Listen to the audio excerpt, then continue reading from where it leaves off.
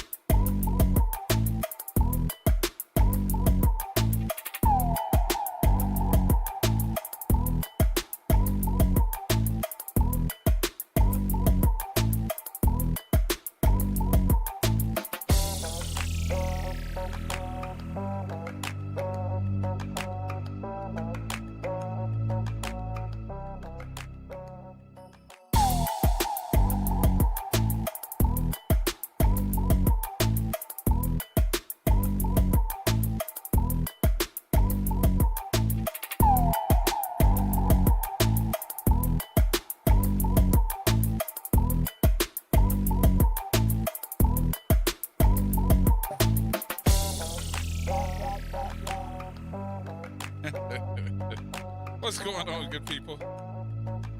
Oh boy, hoping you are having a good. What is today? Tuesday, Wednesday? What's the day? Tuesday? Yep, Tuesday, the 23rd. Man, this month going by so fast you can't keep up. Good Lord, and it's hot outside.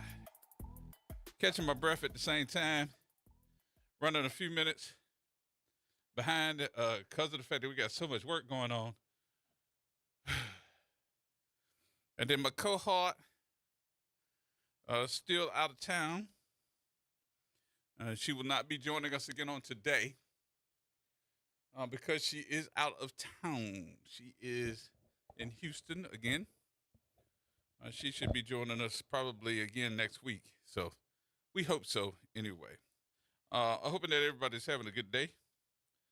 Hoping that you are paying attention to what's going on in the world. You know, one of the things I'll say I don't do too much in this in this show that I got to start doing a little bit more of, and that is talking about world issues as well as country issues, and paying attention to what's going on in the country right now, or not making as many comments about it, I think is a detriment to everybody, especially if we're not paying attention. I want to get the telephones to going, 504-582-9422. Are you all paying attention to this issue with this pool and this blue paint up in Washington, D.C.? Anybody paying attention to the pool?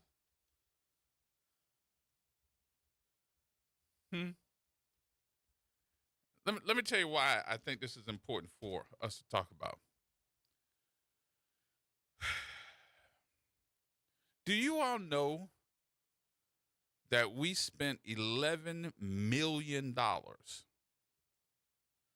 on painting the pool in Washington, D.C. for this 250-year anniversary. And all of that paint plus the algae that has gotten in the water, it's probably going to cost us another $11 million. And the contract that was bid to paint this pool was a no bid contract. Nobody could bid for it and tell us, what their history in doing this. Your president awarded this contract to paint the pool.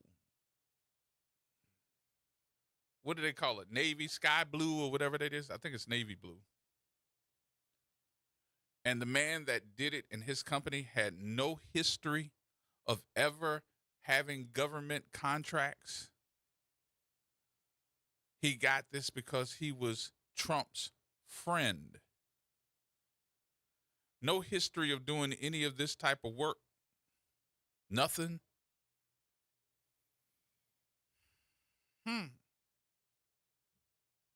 Nothing? Nothing. And I'm trying to figure out, why was this a no bid contract? Especially when you had no issues of doing this at all. You've never done this before. And it was a contract for $11 million of your taxpayer money. Is anybody asking any questions? When we went into this and I sat down and I watched the story, I was like, you got to be kidding me. Nobody said anything? Nothing? They just let him do it?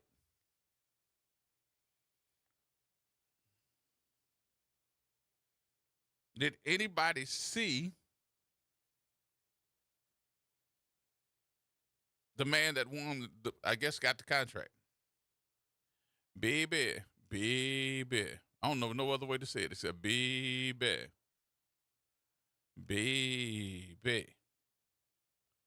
Whoa, now.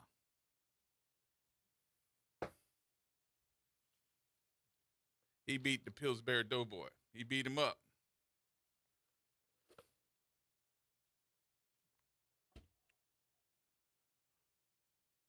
But how do we get to a point where stuff like this just gets through?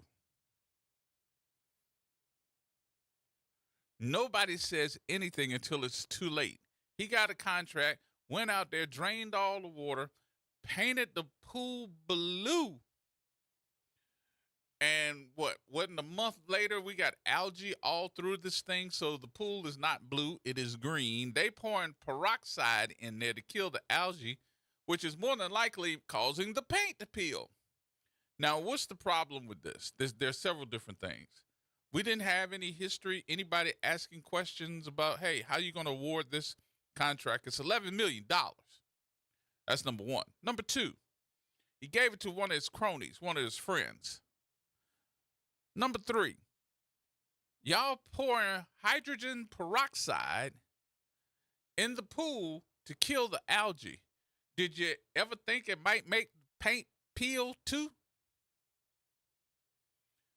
Now folks are walking up to it and seeing that the paint's peeling. They picking up and reaching in and grabbing the paint, and they're trying to say, okay, this is people that are trying to pull the paint up. They're trying to blame the people that see the paint floating around in the pool and saying that they're the ones that's doing it and causing the paint to peel. What? What? You got to be kidding me. What kind of country are we really living in, y'all? What kind of country are we living in? And now they arrested at least 5 people already. So if you're going to Washington, D.C., and you want to look into the pool and you see something floating, it may not just be the paint, because they done poured so much hydrogen peroxide in there, it's killing the ducks. It's killing the ducks. Well, I'll be damned. Joe Nathan. Hello? Hey, how you doing, man? What's going on with you? Ain't nothing to it, brother. I'm just sitting here laughing, man. I got a new name for him. We're gonna start calling him the Teflon Don.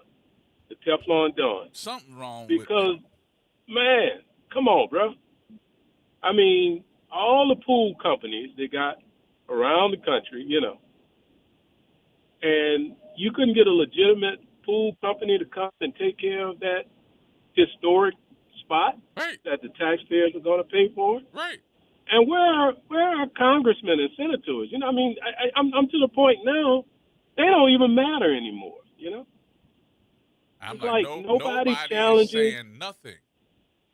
Nobody says anything. Nobody challenges. Nobody pushes back. Mm-hmm. I was listening to something else a few days ago. They was talking about how much money this war is costing us. Did you see that? Did you happen to see that? I think they The said it was billions up of to dollars about per day? $60 billion.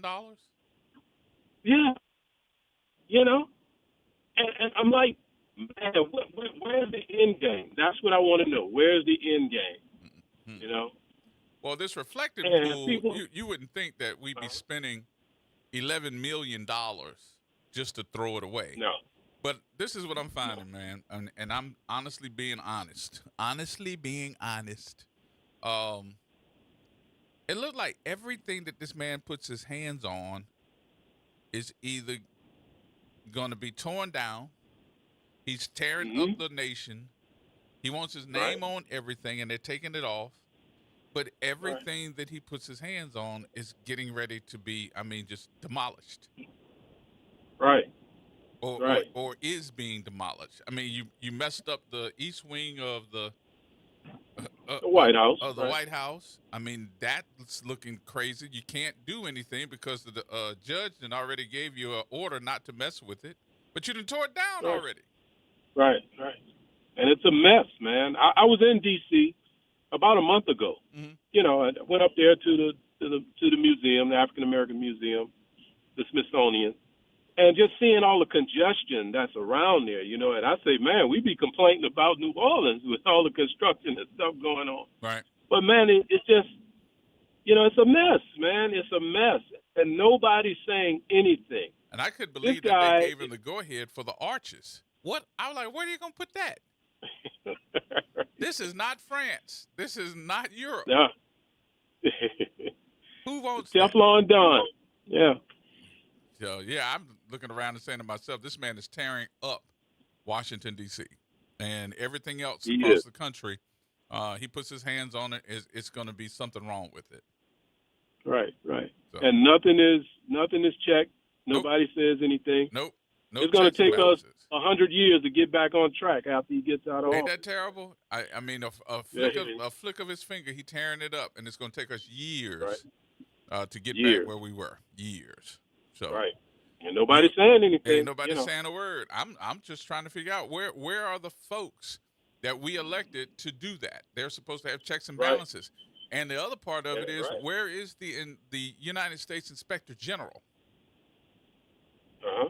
They're not checking contracts. They're not looking at the people that are being awarded these contracts. I'm like, what are they doing? What are they getting paid for? Right. So maybe that's just me. And you thought government contracts were some of the hardest contracts to get. Yes. I mean, when you think about it, Did you all see of the red guy they tape, awarded all the it to? checks and balances. Did you see the guy there? Oh my God. That's your new assignment. I'm gonna give you. Go look and see who they awarded to. He looks like a big. Let's see. No, I'm not gonna say that. I'm gonna let you look it up. Then you're gonna say, "Yeah, I know what he's gonna say." It's terrible. It's really bad. Yeah. So go check it out. Good old boy network. Yep, From that good old boy network. All right, Joe Nathan. Good to hear from you. All right, brothers. Y'all have a good one, man. Take it easy. All right, brother. All right, we gotta take the break. Yeah, we got to take a break here. We'll take a break. I'll read you the story, get you some more information. And all my West Bank folk, Algiers, where y'all at? Got some news for you just in case you've been under a rock and didn't know. They going to demolish the Gall Manor? What? Huh? Is that finally? The Gall Manor? Okay. We may have to call the councilman on that one, Freddie King, and see what's going on. More coming up, y'all. Everybody hold tight.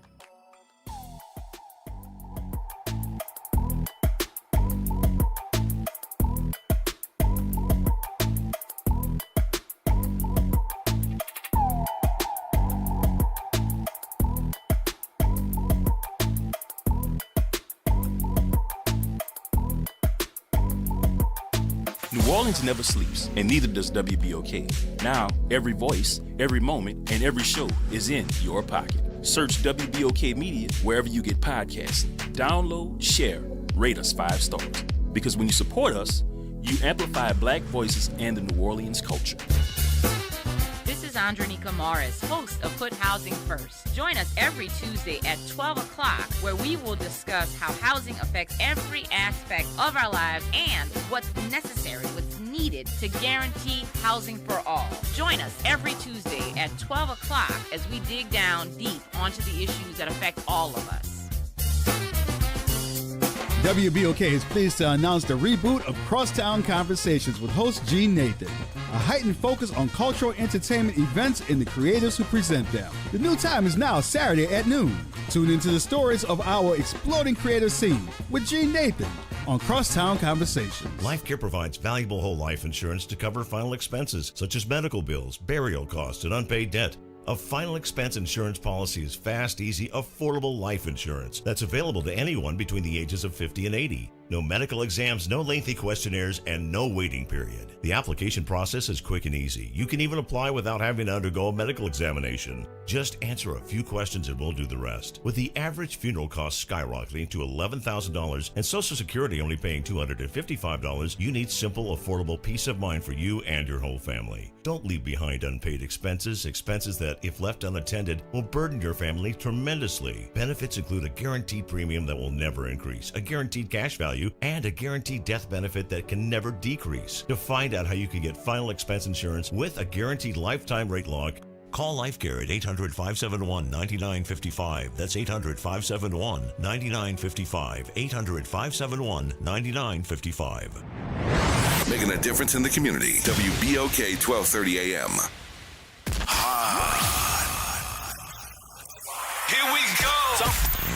The reality check on WBOK 1230 AM. All right, folks. Welcome back. Let's see. Dono, Yeah, man, what's up? what's going on with you? And they fired the Inspector General. You don't remember that? Wait a minute. Say what now? Trump fired the Inspector General. Right. They still got the Inspector General office there, though. You trying to tell me nobody in the office is overlooking any contracts or saying anything? Well, the Republicans control the House and the Congress. Mm-hmm. And the Democrats complaining, but they can't do anything because the Republican control it. And then you got that Speaker Johnson.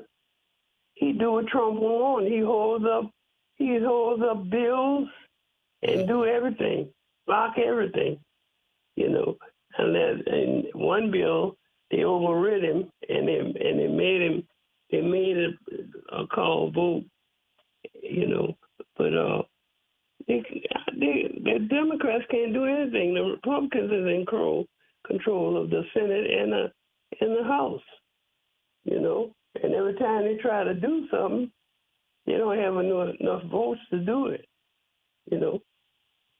Now they got a few like our current senator is voting with the Democrats on some things, but the Inspector General is not going to do anything. The man is crazy. Yeah, he crazy.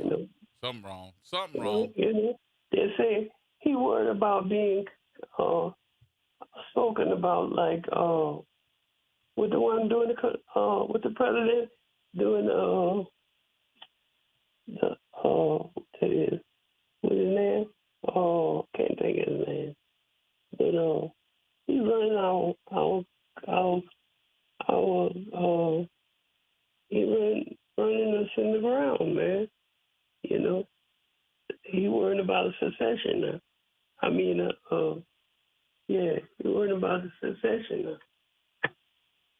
Well, I'm a post the winner of the contract to paint the reflecting pool. When everybody see him, they're gonna be like, "You got to be kidding me!" But his name is what? JJ Cafaro. Yeah. He got some kind of thing. He don't Boy, know what he's doing. this Yeah. boy here Yeah. got something with him. I'm gonna put it up on Facebook. Let everybody see this on Facebook. And they talking about knocking down the building in Algiers. Yep. They say it's gonna take a whole year. What kind of contract that is? I don't know why it's gonna take. That's the first thing I thought, Jay. I thought it was Why just demolition. I don't think it's gonna take. I don't think it's gonna take a whole year to knock it down. But I do know that when they started to knock it down before, the reason they said they couldn't knock it down is because they said it had asbestos in it. So it might be taking some time to knock this thing down, making sure that there's not any asbestos in the air, and asbestos really gets. And from what I know now, asbestos really gets activated whenever it's wet. So, okay. So with the weather being like it is right now, with all these showers we're having, and with all the other issues that's going on, if they say they're gonna knock it down, okay, I just want to see you knock it down. Now, after you knock it down, are you gonna have to take it and go, put it somewhere else? I'm hoping that they take those pieces away. But I'm wondering if they're gonna open it up to bid. Because that they had some other property that knocked down, and the black guy won the bid, and then they didn't put in specs about the asbestos, and he said, "You gotta pay me more money." I don't know if they gave him more money or what, but he didn't. Somebody knocked it down. Well, I just know the last time we had an issue. Apartments.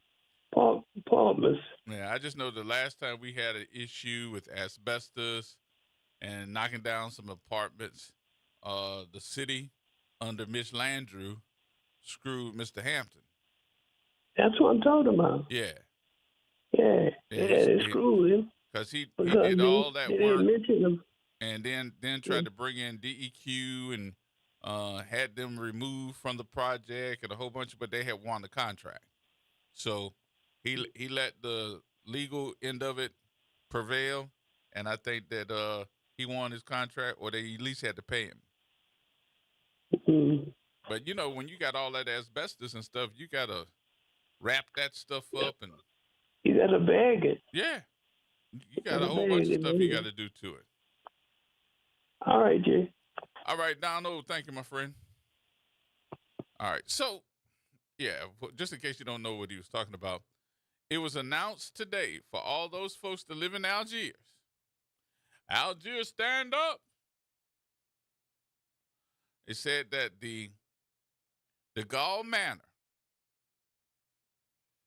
is finally going to be demoed. The demolition of the Gall Manor, which they call it a dilapidated property in Algiers, has been stalled for months because the city could not secure the funds needed to complete the project. Residents in Algiers deserve action, not more delays, said Mayor Helena Moreno. For years, neighbors have lived next to a property that threatened public safety, diminished quality of life, and by identifying the funding needed to move this project forward, we're finally delivering on something this community has waited far too long to see happen. Okay. It's funny to me. Maybe I'm just that guy. That guy. It's funny to me how we tried to put lipstick on a pig. What? Yeah. We tried to put lipstick on a pig. So that you all wouldn't complain, so that you all wouldn't be all up in city council protesting, so that we would have some type of, I don't know, what we call it? What would you call it? We'd be okay with it in our neighborhood. We had the audacity to tell our neighbors, to tell the world, even had it in a movie where we told an artist to go over to this dilapidated place, this eyesore of a piece of demolition in itself, and say, "Excuse me, Mr. Artist Man, could you take this property and do your art thing with it? We'll pay you for it. We'll even make it an attraction." Y'all think I'm lying? I'm not lying. So we had an artist that would go over there and just run through the whole building, and we made it a what? A tourist attraction. You got to be kidding me. We tried to bring to the table a old, beat down piece of you know what, and say, it's a tourist attraction. And what we do, girl, get in the car. We're going to ride. We're going to ride over there. We're going to see for ourselves. Vroom, vroom. Who got the keys to the Jeep? What? So we wanted to ride on through the parking lot. People riding through the parking lot to see what B. Mike and them have. Ooh, look at there. Look at there. Look at there. Look at there. Look at there. I'm not talking about his art. I'm talking about this asbestos filled piece of demolition. We put lipstick on a pig to get y'all out them people's ear. So you won't be going and complaining. But has anybody been over there? I need to say, because I go over there. I go over there with Miss Roberta because we go to the store over there. That man, what's that Evergreen? You know what I'm talking about? And you don't know the store? It's a store. There's actually a food store right in front of this piece of demolition. Not the store demolition, because it's not. The store is nice. That man got the best meats. And he cut them up fresh for you right in front of your face. We wanted to get some chicken, and he had a whole chicken right there at the butcher shop in the store. And Miss Roberta was like, I wanted to get it, the pieces of it so we get it cut. Da, da, da. He said, don't worry. That butcher took that whole chicken and cut that chicken up right there in front of her face.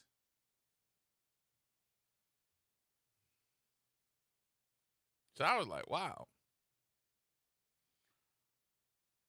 But the rest of that area, have you all, somebody please tell me that they have rode through there. I couldn't believe what I saw.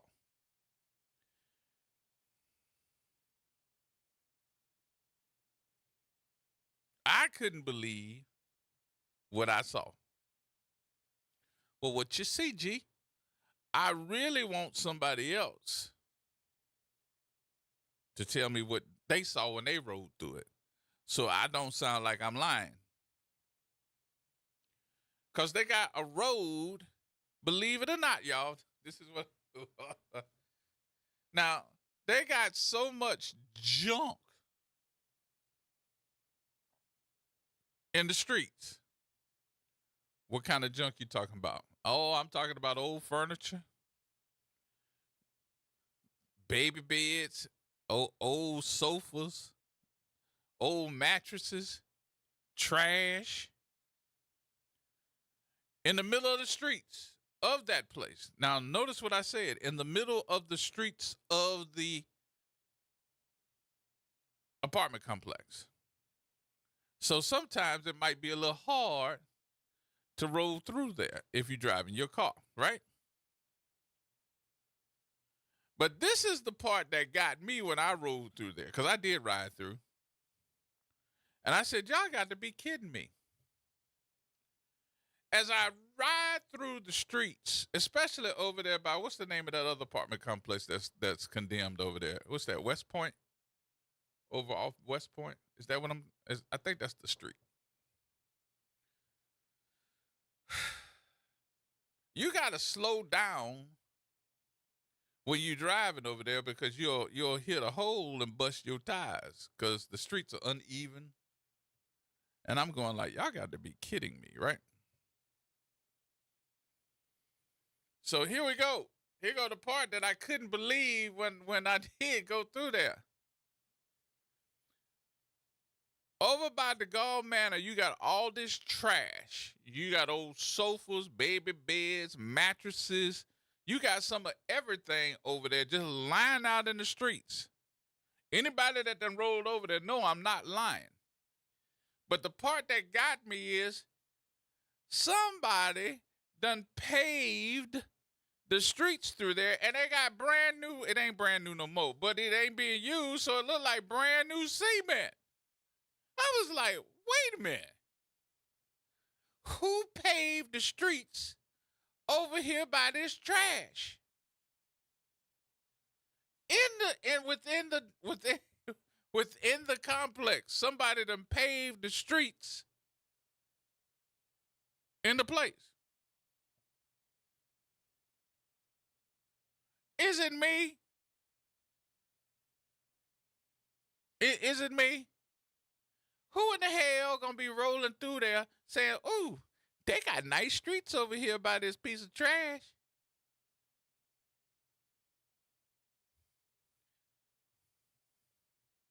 We got old tires, trash, weeds, mattresses, more tires.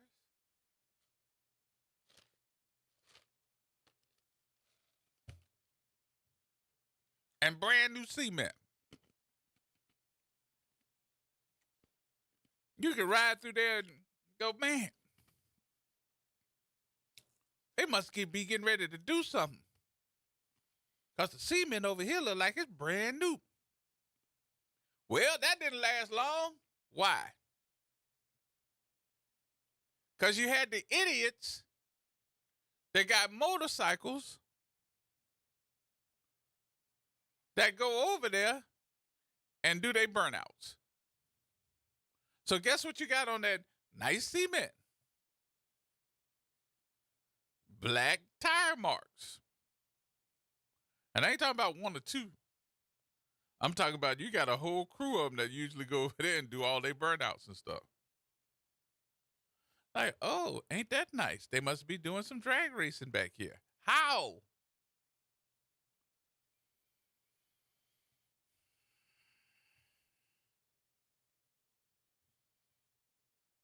So let me tell you why I'm having such a negative moment with this, okay? Anybody that lived on the West Bank near the Gall Manor or at the Gall Manor, I put it that way, back in the 70s and 80s, well, maybe even the 80s and the 90s. I'll say the 80s and the 90s.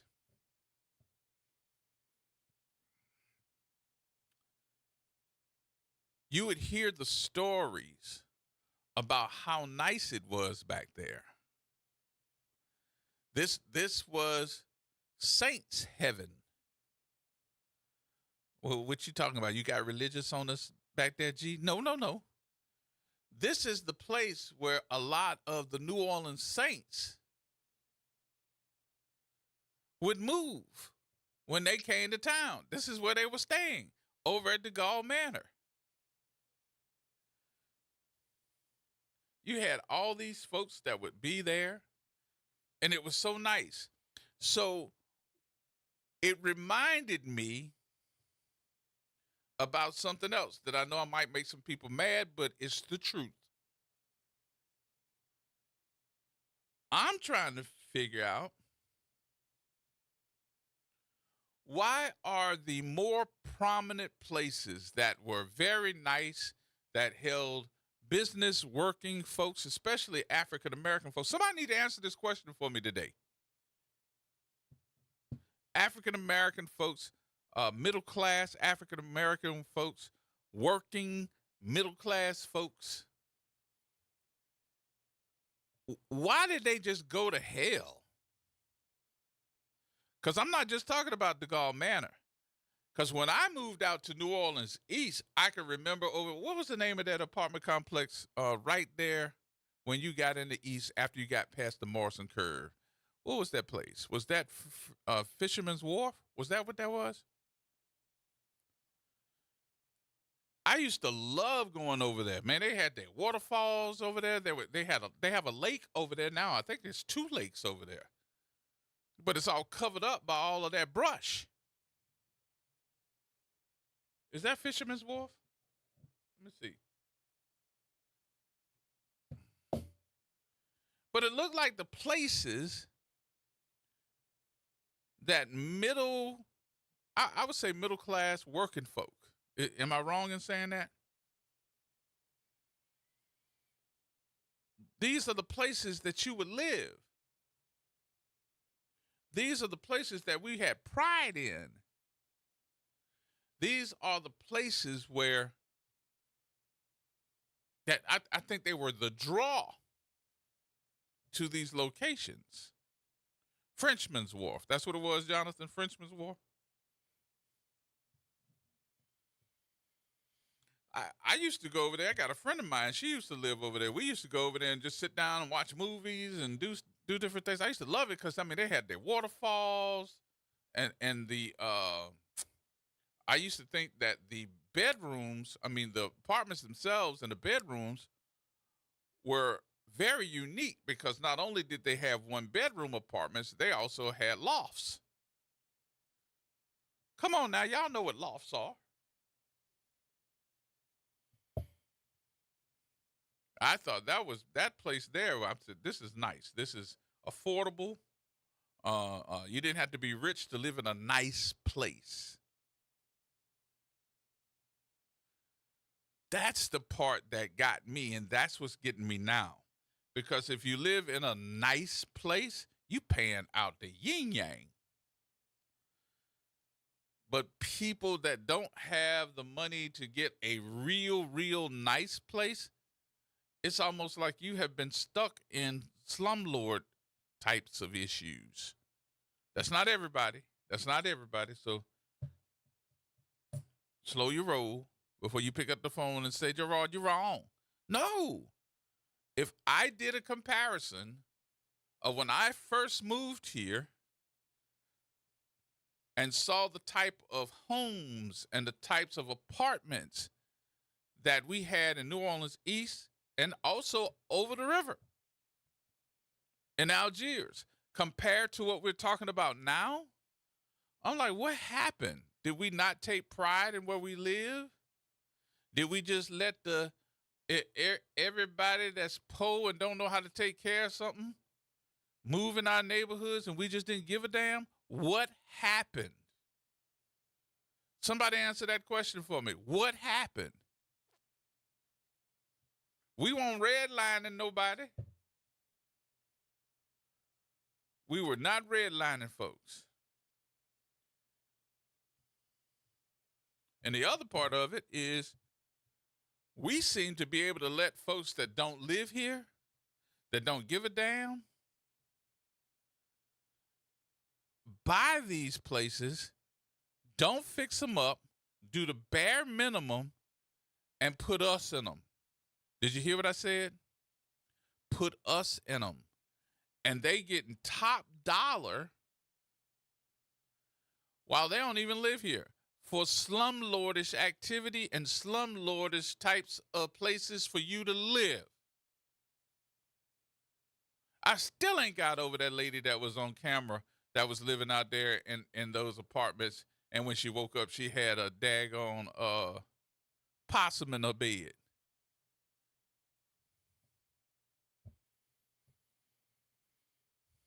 So if we want to do better, I would say we need to start at home now. More coming up, y'all. We got to take a break here. We'll take the break. We'll come back. We'll have some more conversation about this. Take some of your telephone calls. Y'all know I'm not lying. Yeah, some of y'all just don't want to say it. Why not? You pass it every day, and some of you live in it. And then you're wondering why they got murder in those apartment complexes. We're going to talk about that too. More coming up next, right here at WBOK.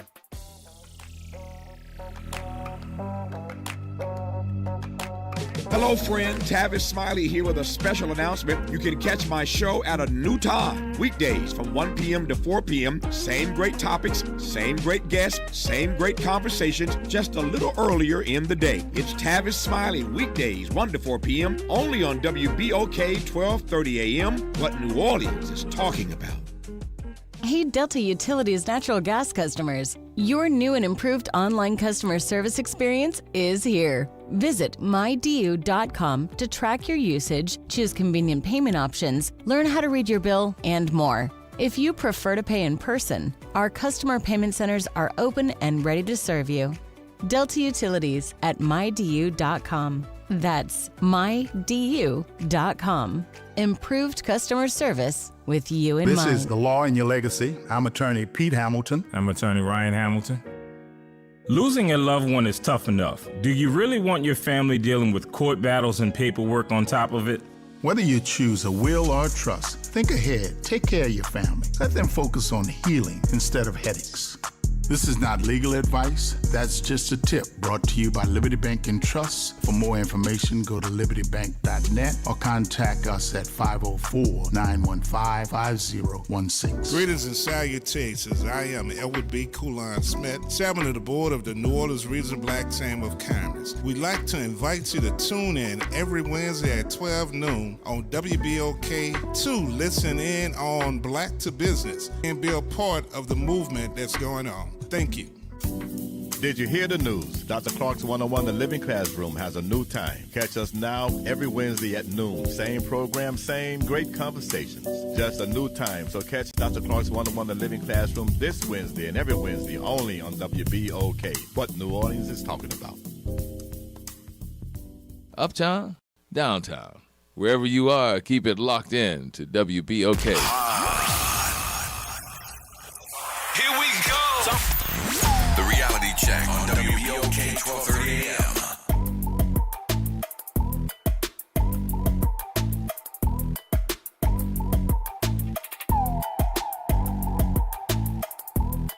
All right, folks, welcome back. Yes, indeed. Let's go and have some conversations today that's going to hurt some folks' feelings. I'm sorry if it hurt your feelings, but that's how it is. That's how it is. Joining us now, the former councilman for the city of New Orleans. We talk about New Orleans East, and I say a couple of other places. The one, the only, Oliver Thomas on the phone with us. What you say, sir? Hey, man, first of all, Gerard, thank you, man, as always. This is a extremely important topic. You may not remember, but when you started to train me in radio and let me do your show several years ago, one of the things that you talked about was a poverty fest, and how do we begin to deal with poverty and post Katrina, the recognition that so much of our population lived at or below the poverty level, and Katrina even exacerbated that, right? Well, I started to do some studying. You've heard me lecture on this. I took your interest in that extremely serious. There are several things that happened post Katrina. That when you talk about de Gaulle Arms and other places in de Gaulle, some properties along Wall, New Orleans East, post-Katrina, much of the subsidized housing population was pushed out of the core of the city. Mm-hmm. There were only two places that could absorb the population. That was the apartment complexes in Algiers and the ones in New Orleans East. Right. You know, because you talked about it, the housing authority started to deal with private management and private developers managing public housing and more of mixed-use occupancy. Well, there was another phenomenon that happened that people haven't paid attention to. We love our nonprofits, but every service organization that is supposed to help that population that was pushed outside of the city, right, stayed downtown.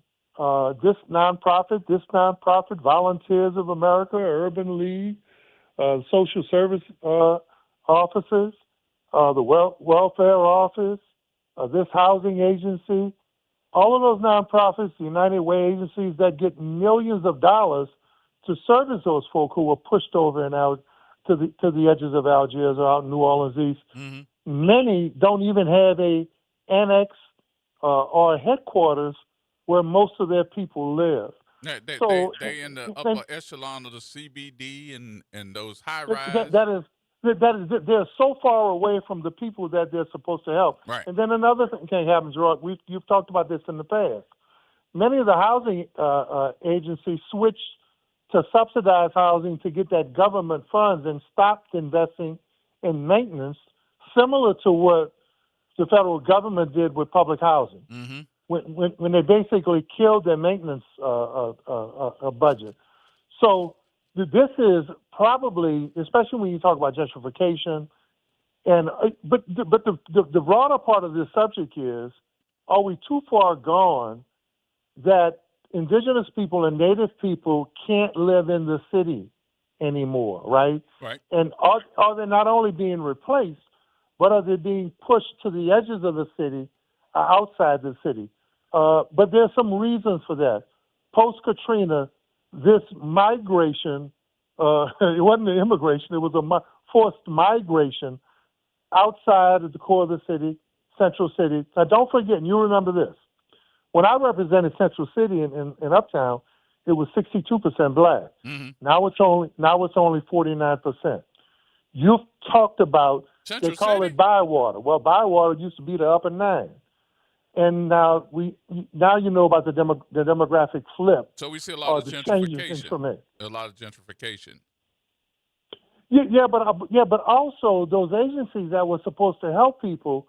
How does someone who needs the United Way, needs the Urban League, needs the welfare office, needs city services, how do you really actively count on that from Michoud or from the cutoff? Mm-hmm.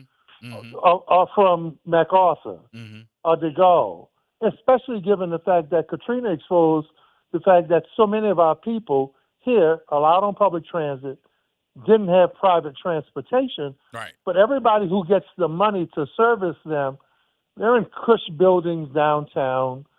They built their headquarters downtown. So they're not even amongst the people. They don't really know the information. They're relying on somebody else to give them some type of research. But all you got to do is really just be amongst the people. But Craig, but what they use is the data from the data center, listening to your show, when you were listening to WPOK, getting data from the social scientists, and they apply for funding for that, right? SUNO used to be one of the great gatherers of social science information that nonprofits would use to apply for funding based on the population that lived here. But having that funding and servicing that population and being in walking distance of them or being in their neighborhood or having an office there, that's a different thing. And developers now know that they can rake in those subsidies, like the nonprofit that owns the Willows and owns many other the same thing. They Not can even rake here in, from Tennessee. Yeah, they can rake in that profit and not replace a board, not do a new roof, not cut the grass, not paint a piece of sheetrock, not fix the plumbing, and they can get that money until they've made enough that they can just run out. And then have the threat of holding over your head. If you complain, we're going to evict you. So think about this. All the hoopla that was made about the Willow and everybody saying there was a solution to fixing the Willows and shutting it down. Right. They never shut it down. Never. Never. Even the when people, the city, didn't they go to the city council? Did all that talk about we're going to shut it down and we're going to do this and this one not doing that? It didn't happen. And now the new group that's purchasing the Willows are people that I know. One guys whose dad I used to play ball with out in L.A. with the Halterra Group. They're the new hope. Hopefully they'll be a good partner with our neighborhood. But in many cases, the court system, the laws prohibit politicians can talk about what they're going to do till they get in a position and find out they can't do it because the courts won't let you do it. Right. And then the rights of property owners in Louisiana. At some point, you would hope that we'd have a delegation strong enough that to get the leadership and the governor on board to give us dominion and right over absentee property owners, right? Not to take advantage of people's property, but those folk who don't live here, those folk who don't want to put up a new roof, those folk who don't want to paint a piece of sheetrock, that they should not be allowed to own property in our city where we can't take it from them. Well, one of the, and I remember this story because I actually sat there as she was doing a deposition. I'm talking about Suzette, and she was doing the deposition and being on the side of the tenants for one of the apartment complexes out in the East. But the owner of the apartment complex who did the deposition, you know where he did his deposition from? His yacht. His yacht. And he was on a boat, on a yacht, doing a deposition. And these folks suffering. Well, look, there's no greater champion of people who've been disenfranchised by the government than probably Attorney Suzette Begnera. She could probably write a book on her challenges in fighting government, even when government looked like us, or looked like them, or even when people promised they could wave a magic wand. Suzette could write that book in terms of what you go up against and the roadblocks and the fact, in many cases, that the court system, it does not side with people who've been disenfranchised, disparaged, or abused. But at the end of the day, enforcement is one thing. So a city can put liens and penalties and fines on you for 20 years. But if they can't seize the property and take it from you, if the courts and the state law doesn't support what you're doing, all you're doing is complaining and adding up fines and fees that many of them, they're still making their money. Right. Period. Wow. So first of all, great topic. And when are you going to get back to your Poverty Fest, man, and talk about how you and Reverend Sanders kind of talked about that? I know he did a weekend seminar on it. Well, but I think, given what's happening, I think the time is ripe again. Yeah, I'm going to have to call. I haven't talked to Pastor Sanders in a minute. I need to call him. So let's see, can he come back and we do that again? Hey, man, great topic. But at some point, the nonprofits in this community are going to have to say, do they want to be, in their high rises or in their luxury headquarters, or do they want to be where the people are that they get millions of dollars for? Yep, you're right. Thank you, sir. Appreciate you. Thank you, Frank. All right, Councilman. Oliver Thomas with us, having that conversation for a minute. We got to take a break. Everybody else, hold on. Miss Cheryl, James, everybody hold on. We coming back. We got more in just a minute. You can get your call in, too, 504-582-9422. There's more coming up. We got news next right here at WBOK.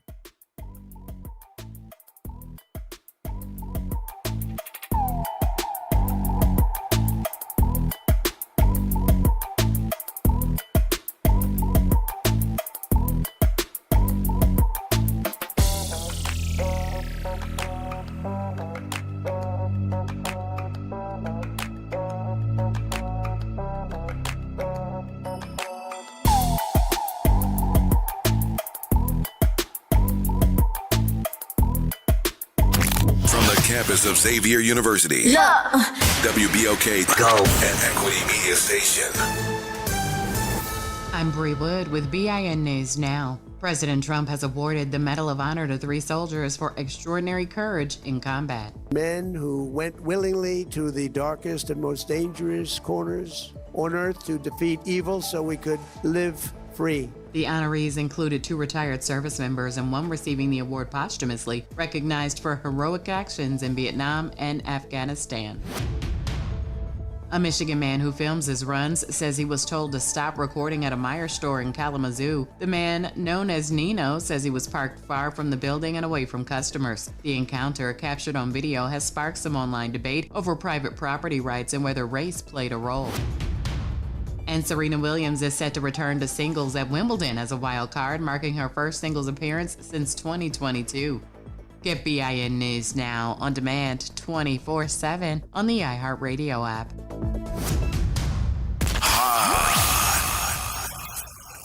Here we go. The reality check on WBOK 1230 AM. All right, folks. Welcome back. Welcome back. Boy, y'all should see my text messages, boy. Everybody reminiscing and going down memory lane, talking about how it used to be. I understand, because I remember how it used to be, and I wasn't even born here. But when I got here, I was like, what? Y'all got to know something. I'm going to tell you this. Just to see working people coming to establishments where, I mean, they were nice, clean, everybody could get along, you knew your neighbors. I'm like, what are we doing now? What happened to the point where we have let all these other folks from other parts of the country come in here and own these places, not do nothing for the city, for the area, even for your apartment complex, your condo? And I'm going to just say this too. Some of the condos are pieces of crap. We need to fix them up too. And that might be your fault. Miss Cheryl?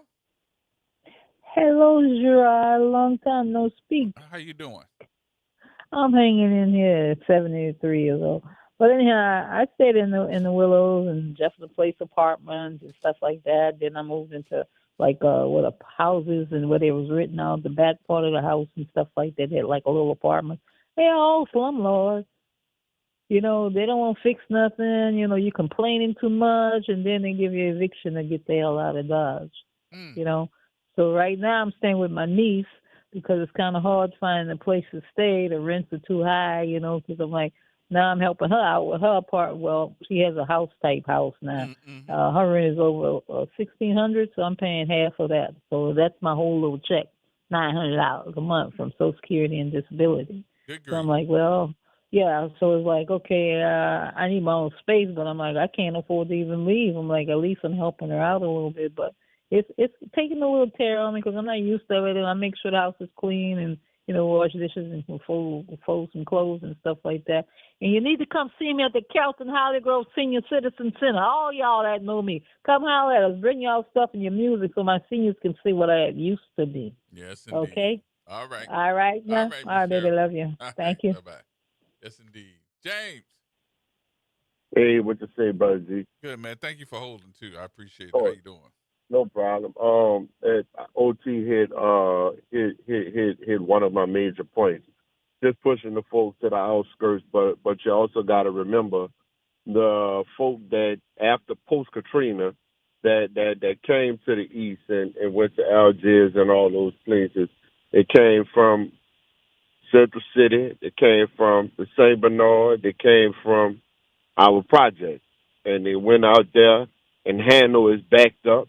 Like you said, they don't have a maintenance department for anybody to help the residents in their time of need.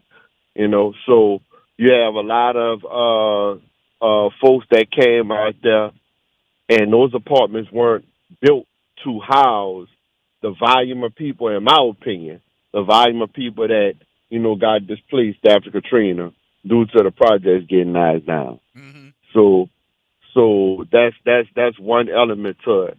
What we need to do to change it, don't know, G. I don't know, because the people that's coming here, they're not under the thumb like we under the thumb. You know, some of these landlords, while guilty, it's not. It's some of it's by design. They're not giving out the funds to get those make those corrections on some of their properties. Maybe. You know, we are last in line to get a lot of these loans to purchase homes. You know, it's a struggle, bro. It's a struggle for a lot of us. I see it. I hear it. I'm watching it. I mean, you watching it. I'm watching it, but Yeah, I'm looking at some of these. Okay, so let me throw something into. Throw something into the mix, and I want to see can you answer it. I know you're gonna tell me no. So all of us are like, "Yay! They finally gonna tear down this building on the West Bank. Yay! They're gonna tear it down."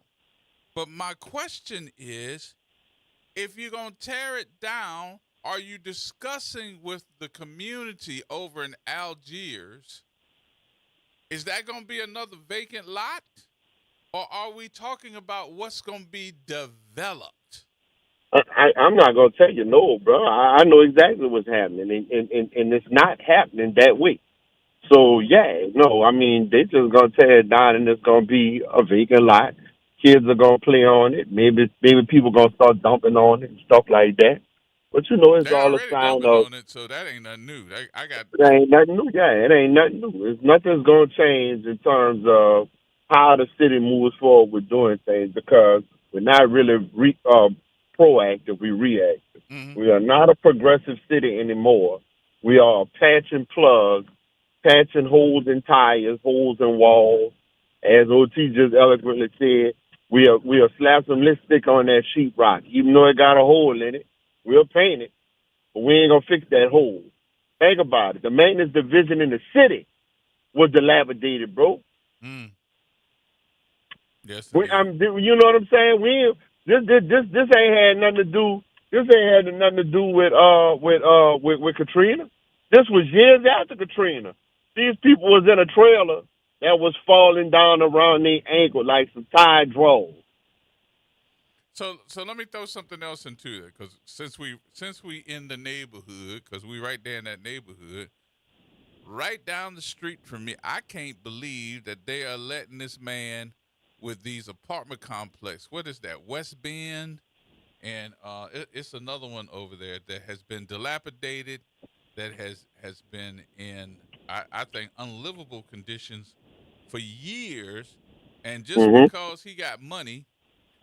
They are letting him get away with being a slumlord, and I'm Bro, looking. greed consumes all, bro. It don't stop with black people. They got it all fenced up now, but I'm still saying to myself, what is that doing for the community over there? Because I think now this is just I ain't calling nobody in particular, but I think that type of ill will to a neighborhood, dirt brings dirt. Yeah. You talk about around West End? Yep. And there's going to be something done about it, but I mean, they really can't mess with the property owner if he at least maintaining the grass and, like you say, you got a fence up. If you maintaining the grass and your place is falling down, you got a nice looking grass and a complex that is dirt. It's dirt. You're right. Well, I mean, we said that, bro. The city will the way the city does that. We're not proactive. We reactive. You know, we seem to be proactive when it's time to move some Negroes or some underprivileged. That's the folks. name of them. Oakmont Apartments. Yeah. Okay. You know, I'm I don't have a familiar. problem calling. I don't have that. I sat up Yeah. there and said to myself, and it caught fire at one point. Yeah, that's why I laughed. I'm familiar. I was just about to say that about the one they knocking down, man. They done dumped beds and cars and tires so far in the back of them apartments that they about to tear down off the gall. Bro, have you rode through there? Have you rode through? I was like, why do they have brand new roads through here? Trying to tell you, we made buku fires back there. So you know, but that would without me getting all into that side of life and shining, saying too much about the way things are done. Man, listen, We are not proactive. We are reactive. And the only thing we are proactive about is treating people unfairly. I'm gonna leave that there, bro, and I'm gonna say great topic, like OT said. He hit it on the nose. Money was frozen. It's not redlining anymore. It's no longer redlining. It's just the answer is no. I'm gonna stall you out till you get so frustrated with the process that you just give up. Yep. You just give up. So if you want to fix your property as a landlord, there's programs out there, but you're gonna have to get in line. You're gonna have to be prepared to wait. Yep. All right, James. Thank you, my brother. Yep. Appreciate you much. Yep. Later. All right, Jason. Gee, what's happening? What's going on with you? Man, not much. I was listening to you on the last call, and when you asked what can be done or who to blame, I blame the powers that be, bro. You know, we all know this has been going on since the 80s, the 90s, going into the 2000s. Jason, we understand that. If your property got something wrong with it, you're going to get somebody to ride up to your house, pull out a tablet, and write you up a ticket. And it's going to be some type of something you're going to have to pay to the city because you in a heartbeat violated the ordinance and how to keep your property up. And it's going to be $500 Yes, or more. And you trying to tell me that these people that own these properties, these slumlords, haven't been cited? They might have lost it. They go to court, and guess what they do? They get it back. And I'm sitting up here saying to myself, the system ain't working for the people. It's working for the rich. And we got to be able to do something about that. I would like to see the neighborhood associations that are surrounding these properties get together and see how they can go to a bank, go to a fund or something and raise the money and buy these properties and develop houses in these neighborhoods. I can tell you because in Algiers Point, man, they done rehab so many houses in Algiers Point. That ain't the problem. The problem is you can't afford them. Exactly. That's why I say the powers that be. Because, I mean, nobody is stepping up and doing what they're supposed to do. Like you just said, I would get fined. That was rehabbed in Algiers Point. I was like, oh, that's nice. And they were asking almost $600,000 or $700,000 for that house. I said two things wrong with that house for me. And I was riding with Miss Roberta. Miss Roberta said, what? I said, I'm not going to pay for it because I can't. And I said, I think that price is so high because they want to keep us out. They don't want us moving in Algiers Point. So they know we can't afford it, so make it high. So, I don't know. Jason, we living in some strange times right now, but this can't be Chinese arithmetic. So. No, it's not, brother. I think it's the system and how it's set up, and the rich is going to constantly get away with what they get away with, brother. Yep. I appreciate you, my friend. Thank you for the call. Thank you. All right, talk to you in a minute. All right, Ronnie. Yo, Gerod. What's going on? Oh, man. I think I had misunderstood what the topic for today is, but to speak about Gerod, man, I can remember when they first built it, it was all white, you know, and then they started accepting us. I was 19 years old when I got my first apartment in Gerod apartment, and it was nice, man. I'm telling you, it was middle class. See, right? We're in a dangerous geopolitical position now, insofar in regards to us not being able to build ships, warships as quick as China is now. That is because the black middle class was man, we was on the move. I'm telling you, at 19, right, I was making, that was in 1975, I was making $6.02 an hour at Tar Shipyard. Man, the old guys who was there before they was able to get into, they was mad at us young guys. I was 23 years old. And, because they was paying them $1.75 an hour before they made the union start paying the black workers the same thing they was paying the white workers, man. And but it's a mystery why Gerald de Gaulle, that was a nice up until the point where it became all black. I think they didn't care anymore or something, man, and they just let it went down. But there's no reason. And to speak on the big picture, what you was talking about, what we ought to do as a people, I think it's the same thing, Gerard, we ought to do collectively. Families need to start that, what that was, Dallas, that show Dallas with JR, with one they had with South Fork, one. Families need to start living together like the Vietnamese did when they first. I'm telling you, there's power or strength in numbers in what's coming. See, the very, very rich is getting ready to basically enslave the poor, man. It's only going to be rich, the very rich, and the poor. They're going to wipe out the middle class altogether. So, and it's the same thing we need to do collectively, man. We need to circle the wagon. But families, man, if you can't live with your family, who can you live with? 4 or 5, different family in one, group together, and you're stronger. You pooled in all of your money, so you're stronger.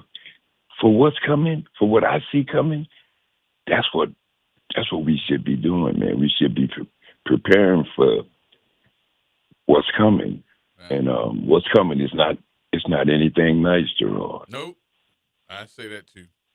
All right, Ronnie, thank you, my friend. Thanks. Appreciate you much. Thanks, man. All Bye-bye. right. T-Bone.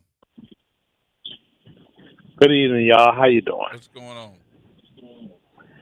Well, it looks like it's the same old, same old. We talking about how New Orleans continues to do business.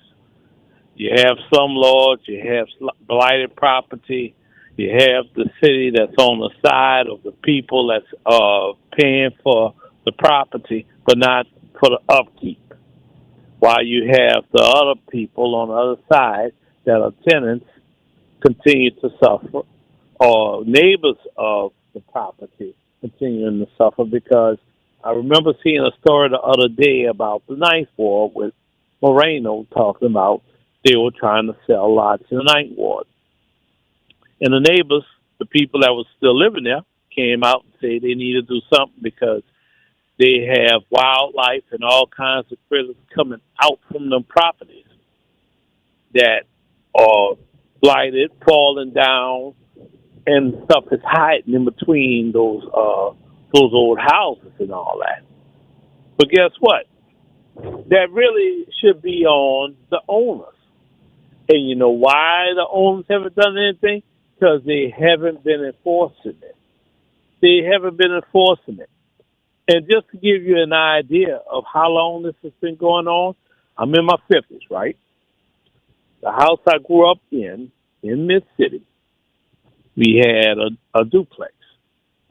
It was a white family that owned it. And my dad happened to be a contractor / handyman who worked on houses like this. The man never wanted to pay my dad right. And a lot of times my dad refused to help him with any of his properties because while he's trying to make real money with people that's really going to pay him, this slumlord wouldn't pay my dad anything, would knock off anything off rent, wouldn't pay for materials, nothing.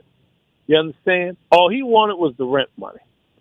Scroll ahead to when Katrina happened and we had been moved out of the house. The house roof caved in like an open-faced sandwich. And it sat there for about at least 5 to 6 years after Katrina. I had to move back home from Texas and everything. They ended up having to knock the house over. And then it finally changed hands. That's how long these types of things have been going on. I grew up in that house in the 70s and 80s. Do the math. You understand? This has been going on for decades. I don't know what charters or ordinances are involved, but they've been on the side of the slumlord for a long time. Father Mike Jock, God rest his soul, by Peter Claver. He used to try to buy those blighted properties for the church so that he could house some people that were in need. You understand? This has been going on. Yeah. Well, so I don't know. I don't know when that's going to change because it's the same old money that's behind it. It's old money, dog. That's what it is. yeah, I agree, but I do think there's a way to get around it. But that's what I want to discuss in just a minute here. How do you get around it? How do you see? I got caught up in a conversation. This was probably 2 weeks ago, where we were talking about crowdfunding, and I think that everybody got to understand what is crowdfunding and how do you get crowdfunding. You take $100,000 and go put it in a bank, then you go sit down and have a conversation with the CEO of that bank. If I got $100,000 that I can put in there in a savings account, I should be able to borrow from them at least $1 million because I gave you 10% of that. Now here's where the modern day redlining comes in. So they look at who's representing that money, and they want to know where you got the money from. All of a sudden, well, you understand? So if you're not established as a business, I'm putting the business plan in where my money is. And if you don't like my business plan, I'm not putting my money in your bank. There's always negotiation skills. And there you go. See, so don't go if you're going to do that, and it's not a bad idea. If you're going to do that, go with a black bank like Liberty and see if they can go through with the process with you instead of going to these bigger banks like Chase, like Capital One, these run-of-the-mill banks that then popped up like what is this, Horizon, or these other little ones that's been making guest appearances, I say, throughout the city. No, go to somewhere like Liberty, see if they can do it, and come with the business plan. Don't go up in there as an individual and say, oh, I want to buy this house. Okay, this, that, and the third. You got to play the game, unfortunately. I do say go to a Capital One and go to the rest of them because guess what? I'm not just going to go to one and then shoot my shot and then I don't have nowhere else to go. I'm going to go to all of them. Yeah. No, I'm saying shop around, but I could tell you right now, those types of big banks have traditionally done redlining both north and south. Yeah. It's well documented. That that's what they've done. And this is a part of their game.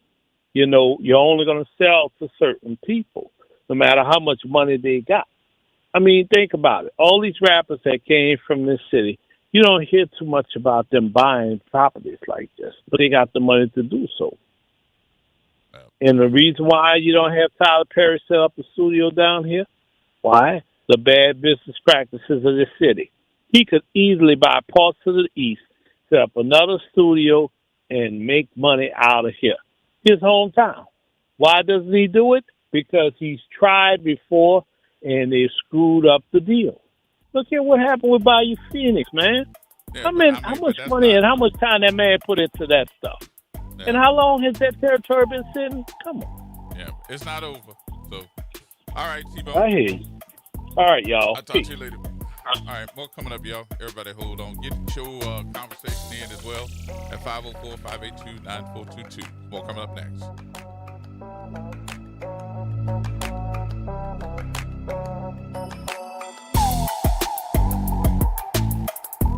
This is the Bloomberg Black Business Beat. The number of black summer associates at law firms is shrinking to its lowest levels in more than a decade. That's according to a survey by the National Association of Law Placement. And as part of a larger trend across industries, a reaction to a conservative push to end race and gender-based preferences in hiring and in school admissions. I spoke to Bloomberg Equality reporter Jeff Green, who says this decline could be just the tip of the iceberg.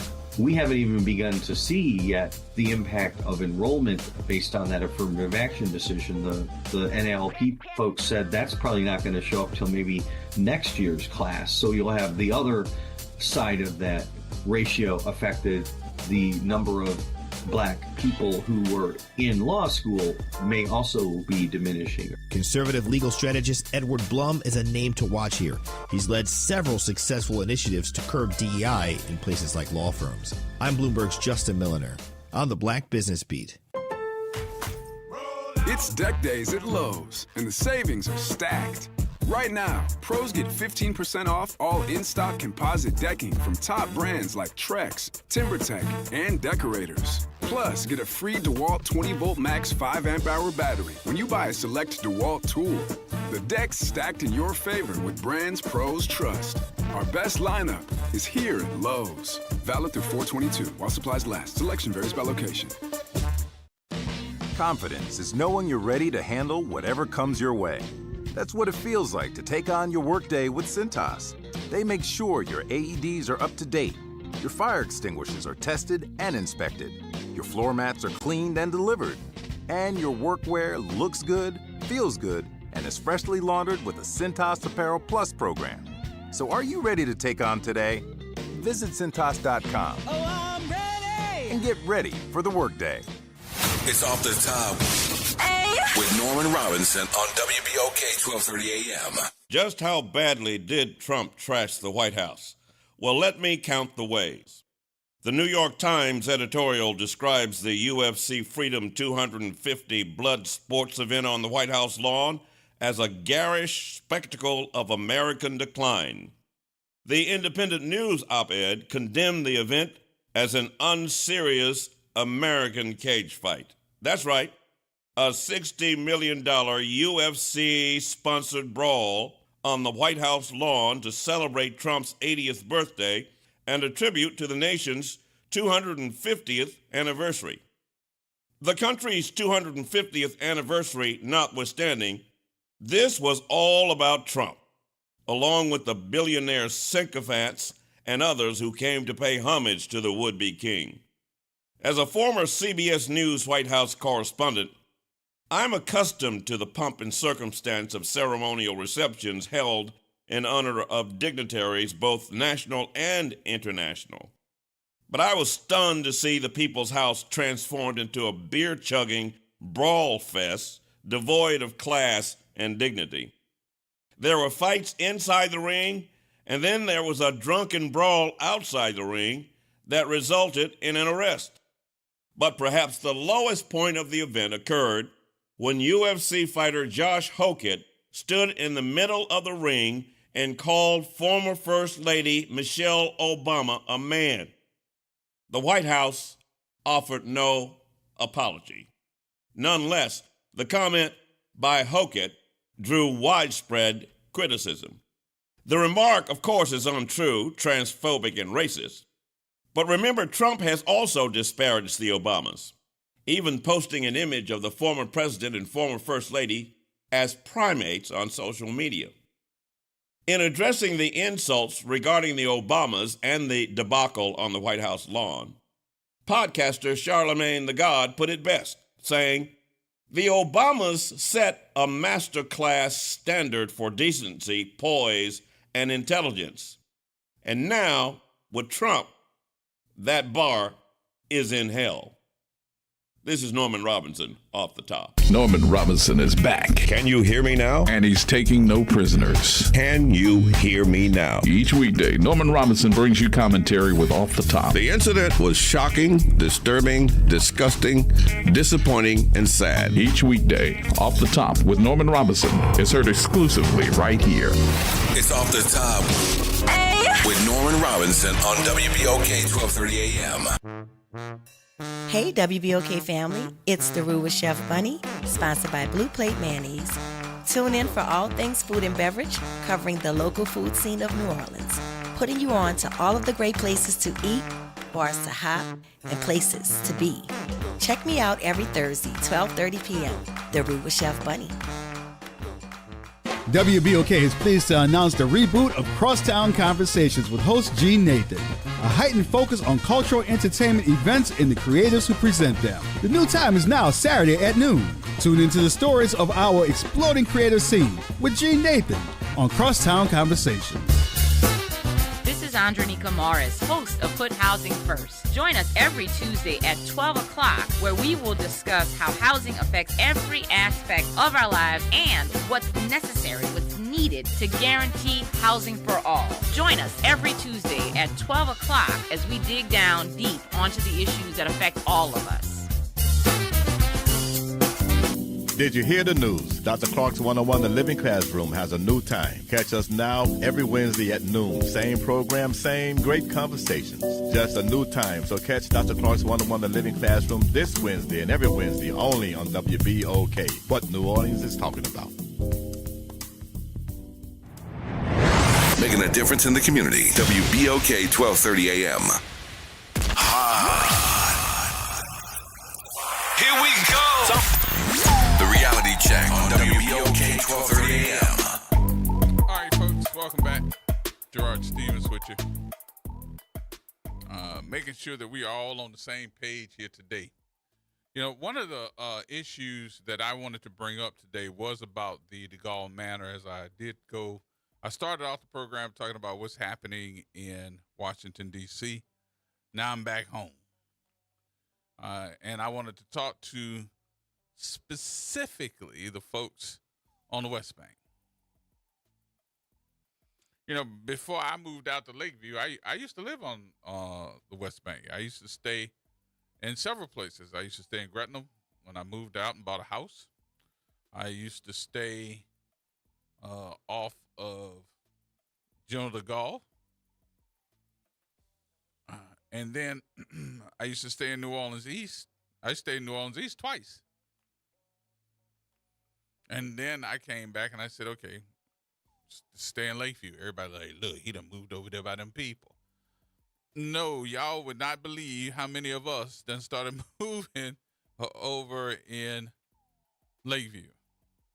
But I like where I live. And so I'm going to stay there for a while. But as I see other areas of this city, if I'm talking about your area and you get offended, I apologize, but it is what it is. As I have seen and pay attention to areas of this city, it makes me ask the question, what happened? Was it them? Was it us? Was it a little bit of both? Was it the rich taking all of the resources? Was it the poor coming and messing everything up? Is it somebody that didn't know how to act? Because that's what seems to be the story, but not the truth. You understand what I'm saying? Let me say that again, just in case you didn't get it. I said that seems to be the story, but it's not the truth. There's a whole lot of issues to go around. There's a whole lot of blame to go around. But they always say that a closed hand is two things. You can't put nothing in it, and you ain't letting nothing release. One thing you do have is a balled up fist. I really do believe this. Boy, watch my phone ring. Watch my phone ring. Y'all ready? Or should I say this closer to me saying goodbye, see y'all later, so I ain't got to go deal with this? Half the problem with neighborhoods in New Orleans is y'all so scared that you don't want to deal with somebody or something new that you won't let development happen. That's one problem. You're so scared that something is going to be brought in your neighborhood and, oh, no, we've never been like that, da-da-da-da. But your neighborhood is trash.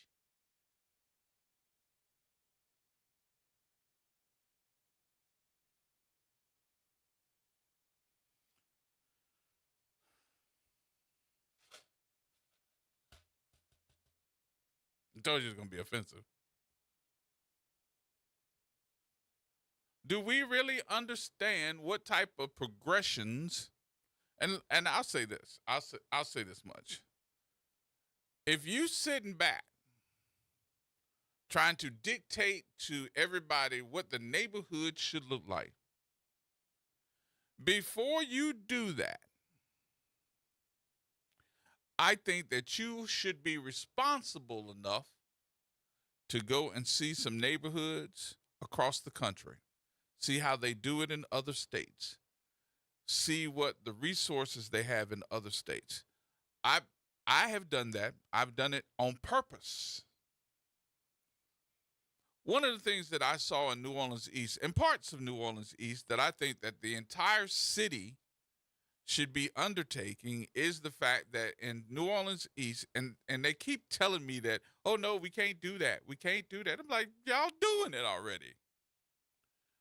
I just think that the utility companies should be responsible for putting some of the transmission lines guarded, just like the fiber optics, underneath the ground.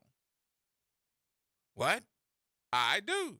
In New Orleans East, I know in certain areas on Reed Boulevard and neighborhoods in Reed Boulevard, they don't have transmission lines and utility poles up. Their lines are underneath the ground. Why we can't do that in most of New Orleans East, and let that be the puppet dog, the training dog to tell everybody else, hey, this is what happens to us. We don't lose electricity because we won't have trees falling on our lines because our lines are underneath the ground. Hello, somebody, can y'all hear me? I'm just making sure. Hold on.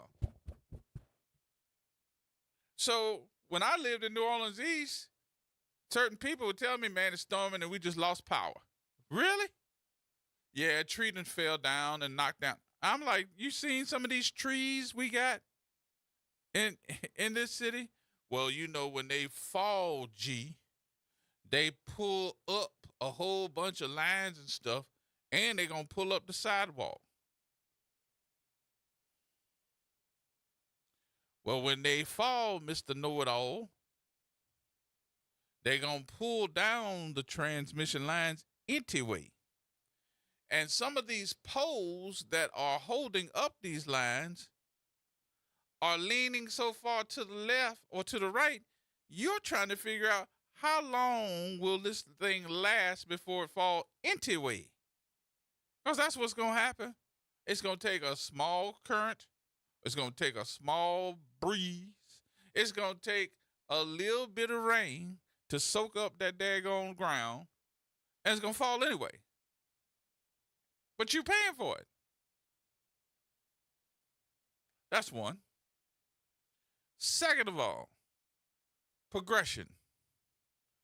Why are we a major city in this city of a state that's at the last and bottom of everything good, allowing our utility to not be in some type of competitive mode with other utilities? Your power will go down because I want you to be my customer, so I got to be competitive.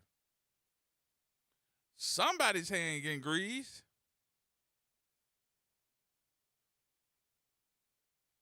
Third, if we want to talk about in what neighborhoods do we have blight, do we have slumlords, do we have folks for years that ain't paid attention to duty squat? That is one word, duty squat. And don't have to.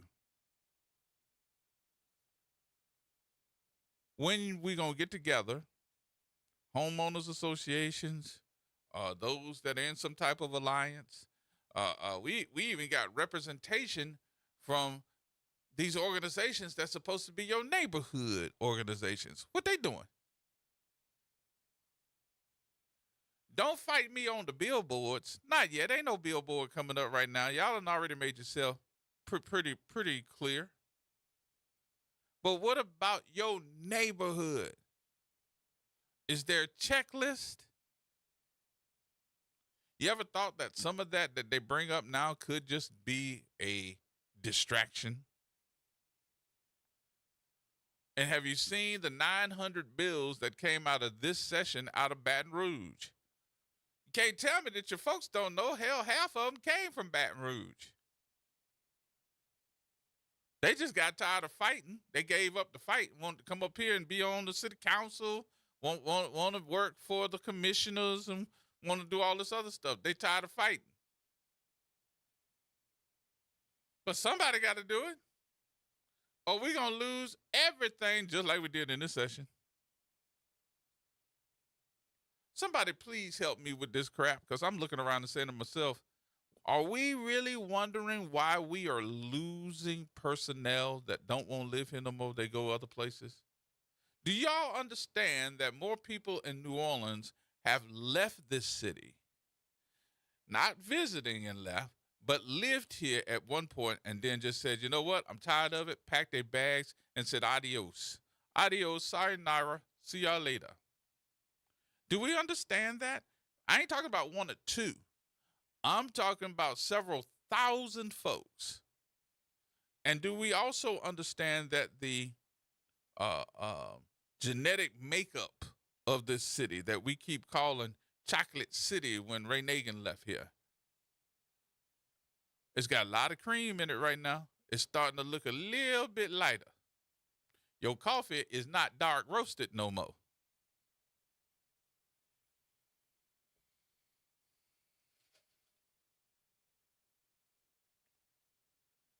Listen, for the past several years, I've been hearing it.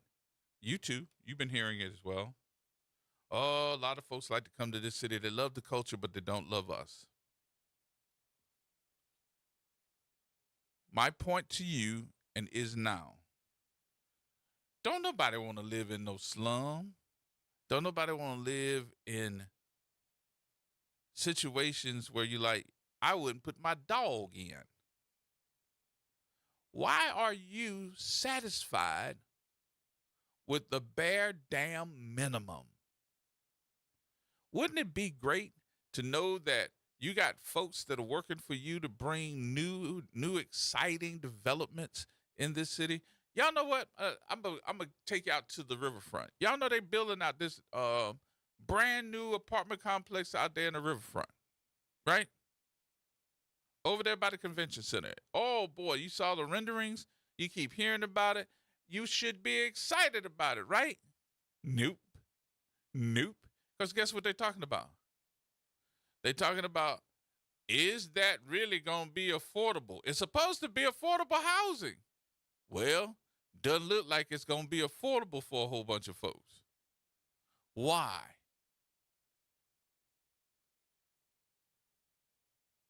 Hello? 504-582-9422. Why? Why is it not going to be affordable for folks? Y'all tell me. I got my own theory, but y'all tell me. You all knew how much the daggone per square foot of this place was going to cost before you even thought about building. How are you going to tell me that you don't have the money, but you're building? Or how are you telling me that this place is not going to be affordable, but you know how much the square footage is going to be? Best way I can keep you out of it, huh? Ain't that something? All right, we got to take another break here. Boy, this time going by too quick. We got more coming up in just a minute, y'all. Everybody hold tight, and I'll take the final calls at 504-582-9422.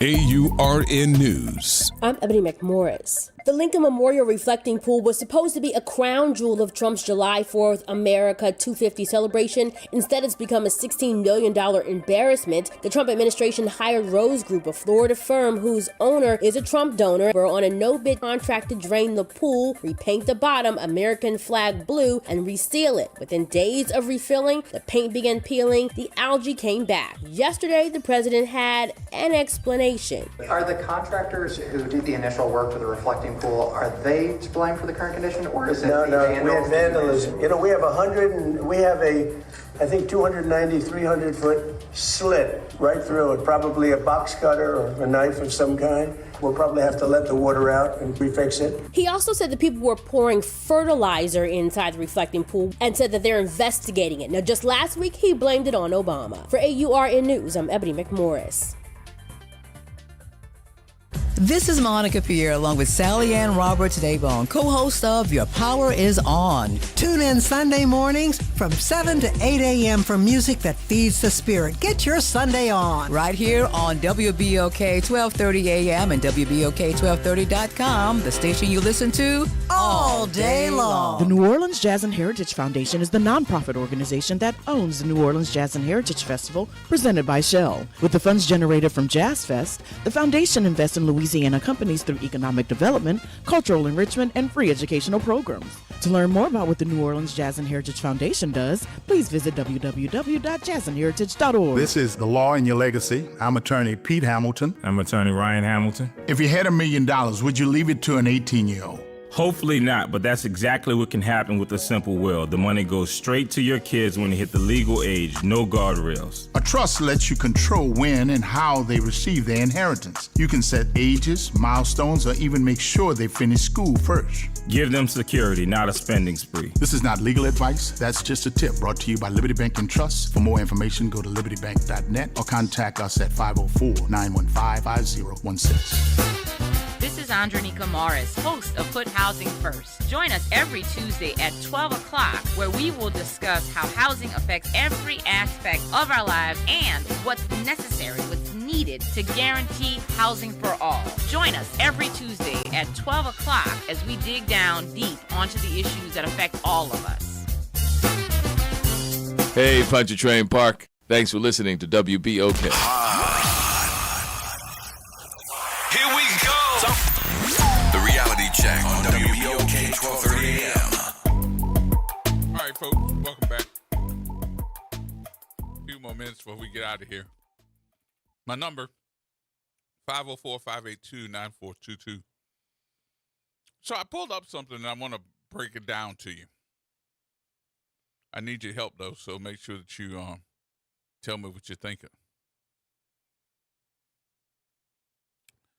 New Orleans is ranked, whether you believe it or not, in a medium income bracket.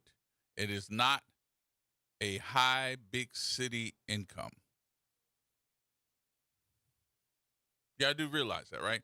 We are like number 50, I think like number 52 or 53. When we start talking about income, or we start talking about the rankings of cities in the United States, we are in like number 52, 53. So as I pull up certain issues and I start looking around, it says the median household income in New Orleans, and this is about the average, per capita income is $40,662. The household income in New Orleans is $56,631. And I was like, well, that ain't bad. It ain't bad. And then I looked at the wording of this, because sometimes your wording can get you lost. And I looked at the wording of this and went, oh, this is bad. Because it said the median household income. So what is the catchword in what I just said? It said the median household income is $56,631. It didn't say Gerard living in the house makes $56,000, but the wife makes another $56,000, and the child is making $30,000, $40,000 because he or she is just brand new. No. It says the household income. So what you talking about?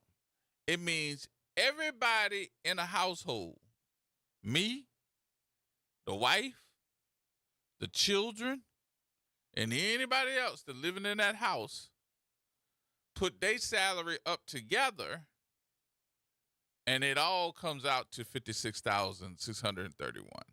If you got 4 people living in the house, the mom, the dad, 2 kids, and you add everybody's income together and it come out to $56,000, you're not doing that well. So they're saying that the average per capita income is $40,662. That's like 28th in the state of Louisiana. Out of 64 parishes, you would think the number one income bracket, as far as the city is concerned, would be New Orleans. Well, it's number 28th. That's for median household income. Local middle class income ranges from $39,214 to $117,642. Per capita, $40,662. There's a big gap there.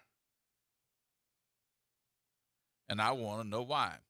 Now, check this out. This is a statistic that you got to be able to put in your mind and try to figure out why we're being treated in our areas like we're just, sitting back and letting anybody do whatever they want to. Mr. Come through and say what he want to say, do what he want to do, and ain't nothing you can do about it. So here we go. Income to race. This is a statistic. There is a well-documented and stark racial gap in the city where the median income for white households has historically exceeded $83,000, right? That's your household for white folks. While black households are closer to $30,000. What? I'm going to say it again. White households historically exceeded $83,000, while black households earn closer to $30,000.